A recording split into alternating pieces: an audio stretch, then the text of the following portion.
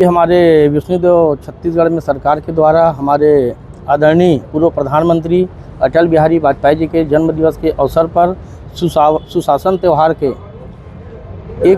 सुशासन सप्ताह के रूप में मनाया जा रहा है, जिसमें हमारे राजनांदगांव की जनता को भटकने की ज़रूरत ना पड़े करके उसका शिविर का आयोजन किया गया है, जिसमें यहाँ पे हर प्रकार की शिविर लगा हुआ है। जन्म से लेकर मृत्यु तक का जो भी प्रमाण पत्र नहीं बना सकते, पेयजल की सुविधा है, मातारी वंदन का है, आपकी जैसे कि विद्युतीकरण है, और कोई विकास कार्य भी अगर कुछ रुका हुआ है उसकी इस शिविर के माध्यम से यहाँ पे तुरंत निराकरण किया जा रहा है।